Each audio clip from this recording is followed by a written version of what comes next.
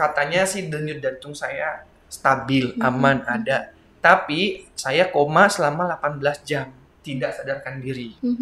Begitu saya sadarkan diri, saya mengalami amnesia ringan. Jadi saya lupa, memori saya mundur. Di situ saya mengalami krisis kepercayaan diri.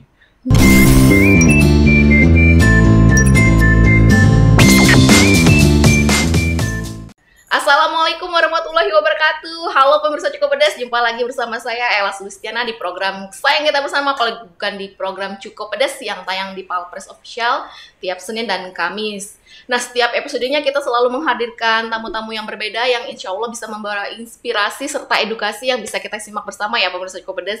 Nah, tanpa menunggu lama lagi, di episode kali ini kita sudah kehadiran tamu Tarat. Halo Tito. Halo. Nah, bagi pemirsa Cukup Pedas yang belum tahu nih, Tito ini seorang penyanyi yang sebenarnya udah lama malang melintang di dunia musik ya. Dan comeback lagi ya. Nah, pemirsa Cukup Pedas, terus pantengin acara kita di program Cukup Pedas. Nih, Tito apa kabar? Kabarnya baik, Kak. Alhamdulillah ya. Alhamdulillah. Nih, Tito nih hadir di studio kita nih mau membawa cerita apa sih? Dengar-dengar katanya punya single terbaru ya? Iya, betul. Boleh diceritain nggak sih singlenya? Judulnya apa? Jadi saya di tahun 2022 ini pada tanggal 16 Juli kemarin saya rilis single baru judulnya Tak Berdaya. Dan lagu ini sudah bisa dinikmatin di platform digital. Udah ada di TikTok juga. Kalau pemirsa Cukup Pedas mau bikin apa tuh cuplikan-cuplikannya dengan backsoundnya, potongan kayak gitu ya udah ada di reels Instagram juga udah ada.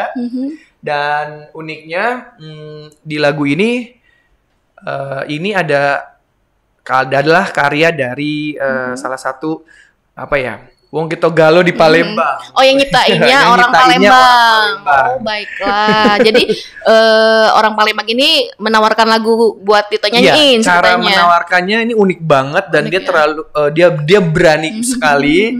Dia mention saya secara continue, bener-bener bikin saya tak berdaya untuk menolak. Sesuai lagunya ya. Jadi dia mention, dia message gitu, dia bilang dia punya lagu dan merasa lagu ini cocok dibawain sama saya karena dia mengikuti semua single-single lagu Tito. Oh, gitu. Dan dia suka sama karakter vokalnya Tito katanya gitu. Jadi dia bukan mau bohongin atau mau yang aneh-aneh. Jadi kalau nggak percaya, Mas Tito datang aja sama tim ke Palembang, nanti akan saya siapkan semua akomodasi dan hotelnya nanti akan kita siapkan. Sempat menawarkan itu ya, sampai ya segitunya. Biar Tito tuh percaya ya. Iya, biar gitu saya ya. percaya. Akhirnya saya awalnya nggak merespon dengan langsung gitu. Saya konsultasi lagi sama manajer saya. Mas, ini ada kayak gini gimana Mas? Aduh Mas, jangan ditanggepin deh. Mas Tito kan nih artis, penyanyi, takutnya ini fake gitu. Karena ya zaman sekarang tuh banyak banget cara orang untuk modus-modus yang tipu-tipu kayak gitu. Jadi jangan ditanggepin Mas. Oh yaudah. Nggak saya tanggepin, tapi dia terus gitu. Terus bikin saya tak berdaya gitu untuk menolaknya. Akhirnya saya kepikiran dan saya kayak punya panggilan. Udah deh. Kalau manajer saya nyuekin, saya deh yang ngerespon gitu. Saya mau tahu sampai di mana nih orang ini gitu. Dan mau ngecek juga, mau nge-review juga gitu. Ya siapa tahu lagi nanti bisa berjodoh gitu kan. Hoki ya dengan lagu gitu. Ini kan. Kebetulan memang saya saat itu lagi membutuhkan materi lagu juga. Tahun berapa itu? Ini sebenarnya dari proyeknya sudah lama ya, cuman karena kehambat karena pandemi, jadinya ya udah jadi di holdnya lama sekali gitu. Akhirnya saya hubungin, kita datang ke sana, saya datang sama tim, kita ngobrolin. Waktu dengerin lagu pertamanya, ini saya ya jujur aja agak wow gitu. Oh, udah jatuh cinta ya? Bukan. Aduh, pusing juga nih nyanyinya gimana ya? masih bingung mau bikin enaknya gimana. Tapi di semua lagunya utuhnya itu ada bagian yang menurut saya ada spesialnya. Nah, di spesialnya ini tugas saya untuk harus membuat ini biar jadi racunnya gitu. Nah, cuman mungkin saat itu si penciptanya ini belum mendapatkan ramuan yang tepat untuk membuat menu yang enak dan ngenakin lagunya ya, gitu. bikin lagunya akhirnya lebih saya minta izin sama si penciptanya. Mas Ryoga namanya. Oke, saya balik ke Jakarta, saya akan pikirin ini konsepnya seperti apa, mau digarapnya bagaimana. Nah, setelah saya di Jakarta, saya kepikiran dengan musisi siapa nih ya gitu. Akhirnya saya coba menghubungi Mas Topati. Mas Topati, tolong dong bantuin Tito dong bikinin single terbaru Tito nih. Tito mau berkarya lagi nih, mau kembali lagi, mau comeback lagi. Mana lagunya Tok gitu, ini gitu. Ini siapa yang nyiptain? Orang Palembang gitu. Waduh. Pas didengerin, ini lagu apa ya Tok gitu. Kenapa kok sampai kayak gitu kan? Masih ya, belum karena, ini ya? Ya karena kita kan biasa sudah dengan lagu itu di industri yang udah pernah kita jalanin itu udah tahu deh maksudnya buat lagu buat jadi yang berkarya yang karya yang nempel atau karya yang apa bisa dibilang catchy atau apa tuh kayak kita tuh udah punya ada tesnya sendiri. Tesnya udah tahu ya gitu ya. Komposisinya juga udah tahu gitu. Cuman lagu ini tuh kayaknya masih jauh gitu. Tapi Mas, di sininya nih kuat nih. Saya bilang gitu, saya nekenin lagi. Di sininya kuat nih Mas. Nah, ini virusnya, ini racunnya nih gitu. Ya udah terserah Tito. Akhirnya udah kita buat, saya garap. Karena Mas Topati itu salah satu musisi yang belum pernah gagal buat saya dalam buat lagu buat Tito. Karena Mas Topati itu pernah membuat lagu Ku Benci Kau Dengan Cintaku itu membuat saya sukses juga ya karena bantuan dari beliau juga gitu. Topati, nah akhirnya semua formula yang ada di orang yang terbelakang yang di belakang layar lagu Ku Benci Kau Dengan Cintaku itu aku panggil lagi kembali untuk ayo bantuin bikin Tito jadi sukses lagi gitu. Harapan aku itu. Iya, amin. Nah, vokal directornya saya panggil juga minta bantuan dari Mbak Uci Nurul dari Elva Singer. Ya. Jadi kalau pemirsa Cukup Pedas, kalau tahu mamanya Sherina di film Petualangan Sherina, nah itu dia orangnya. Jadi Oke, akhirnya masuk studio, rekaman sampai selesai. Rekamannya prosesnya sih cepat gitu karena nggak sulit buat saya kalau nyanyi lagu balad ini nggak kerepotan lah. Kecuali kalau saya disuruh stand up atau melawak itu saya berat. Bisa 2 bulan juga saya belum tentu bisa gitu. BTW ini lagunya tentang apa sih Tito? Lagunya lagu kegalauan atau lagu apa kalau sih? Kalau dari judulnya ceritanya? Kayaknya kayak orang yang nggak berdaya gitu ya. Tapi bukan nggak berdaya yang seperti itu. Tapi ini lebih ke cinta yang zamannya itu kalau bisa dibilang tuh lagi eranya bucin. Oh. Ya, jadi kebucinannya udah kadarnya udah tinggi sekali gitu. Saking kadar bucinnya udah ketinggian, akhirnya itu udah bener-bener udah nggak berdaya lagi. Dia udah kepingin menetapkan sama si dia ini. Dan karena dia ini juga yang membuat kita tuh udah terbuai. Semakin hari tuh semakin cinta, semakin hari tuh semakin dalam rasa perasaan cintanya kayak gitu. Akhirnya udah bener udah nggak berdaya lagi, udah nggak bisa memilih yang lain-lain deh. Udah jadi dia doang. Pokoknya maunya itu, kayak gitu ya intinya kurang lebih ya. Mau kata si bapak atau kata si mama jangan itu nggak, maunya itu gitu. Jadi tak berdaya tadi. Kurang lebih ceritanya lagunya soal itu ya. Iya, emang gitu. Tito juga sendiri mengalami juga ya kayak gitu? Iya. Bucin juga? Pernah juga ya di saat-saat itu ya. Ini jawaban pancingan nih kayaknya. Lo kan kalau sudah pernah kan biasanya kan menjiwai sekali lagunya kan? Oh iya, saya sangat menjiwai sekali karena makanya lihat.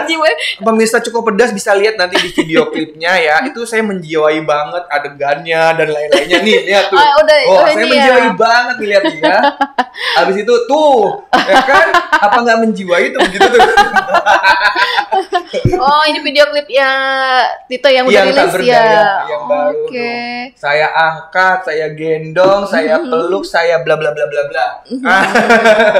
Baiklah. Ini video klipnya memakan waktu yang lama atau prosesnya singkat, Tito? Nggak lama, 1 hari aja. Oh, cukup 1 hari aja ya. Prosesnya dari jam 5 pagi sampai jam kurang lebih jam 6 sore selesai. Jam 6 sore ya. Jadi Tito berharap di lagu Tak Berdaya ini bisa comeback-nya juga bisa mengena di hati. Menyamai lagu kesuksesan saya yang Ku Benci Kau Dengan Cintaku. Mudah-mudahan atau bisa lebih lagi. Amin. Nah ini Tak Berdaya ini sudah pernah Tito tampil di TV, di undang-undang TV atau Belum ya? Jadi ini kan benar-benar baru banget rilis. Jadi dari tim manajemen saya itu lagi gerilya-nya promonya ke radio. Oh, lebih ke radio dulu ya. Jadi saya dari sementara kemarin nih estafet, nggak berhenti ke Solo untuk 5 radio. Abis itu saya ada showcase-nya di salah satu mall di sana. Lanjut lagi ke Yogyakarta, interview radio lagi. Setelah dari Yogyakarta pulang ke Jakarta, interview radio lagi. Baru pulang naruh cucian kotor, terbang lagi ke Palembang. Jadi saya estafet nih belum berhenti. Ngoceh, nyanyi. Nah itu kan perlu stamina. Punya suara bagus kan juga harus dijaga ya, betul, Tito ya. Betul. Dan Tito ini ternyata pemirsa Cukup Pedas juga punya histori yang nggak mengenakan karena pernah sempat koma juga pemirsa karena waktu itu kejadian apa tuh? Kesetrum di acara apa itu, Tito? Jadi hari itu saya lagi ada satu hari itu saya ada 2 event. Nah ini event yang kedua ini saya nggak sempet untuk pasang pakai mic saya sendiri ya, kru saya nggak bisa karena udah waktunya udah mendesak. Akhirnya saya pakai mic dari panitia karena itu acaranya di kolam renang terkenal di Jakarta. Sebenarnya di situ katanya sound system itu udah bocor. Jadi kalau kita gini pakai Tasman itu udah ada listriknya. Tapi karena kita pakai alas kaki, pakai sepatu, jadi nggak aman ya, insya Allah ya. Nah, pas saya ngasih merchandise ke pengunjung yang ada di kolam air, saya salaman. Nah, saya jadi menghantarkan listrik ke dia yang ada di kolam air. Muka dia tuh hitam gosong semuanya. Dan dia nempel lagi ke orang, hitam gosong semuanya. Tapi dia kurang lebih 2 jam. Katanya ya, ini saya juga nggak inget. Ini diceritain. Dia 2 jam, kemudian dia siuman. Tapi kalau saya jatuh ke kolam air. Di situ, saat katanya saya udah tidak ada nyawanya lagi. Saya udah membeku, saya sudah membiru, udah kaku gitu. Karena rumah sakit sama kolam renangnya itu dekat, lifeguardnya ya nggak mau mendahulukan Tuhan juga, jadi usaha dulu deh, berupaya dulu. Saya dibawa ke rumah sakit, saya langsung dipacu jantungnya dan lain-lain ya, udah dengan pertolongan pertama. Ya puji Tuhannya di sana katanya sih denyut jantung saya stabil, aman, ada. Tapi saya koma selama 18 jam. Tidak sadarkan diri. Begitu saya sadarkan diri, saya mengalami amnesia ringan. Jadi saya lupa, memori saya mundur. Tapi nama ingat ya? Nama ingat, profesi pekerjaan saya ingat gitu.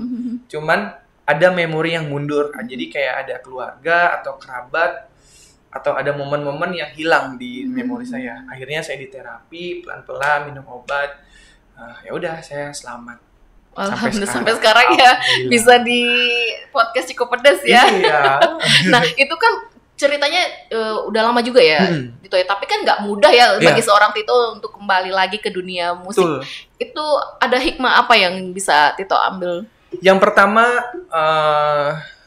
saya itu kan awalnya juga dari keluarga juga kurang mendukung saya di dunia. Dengar katanya nggak dapat restu dari orang tua ya? Iya gitu. Sebenarnya orang tua saya mendukung, tapi keluarga besar yang kurang keluarga mendukung. Besar yang nggak mendukung.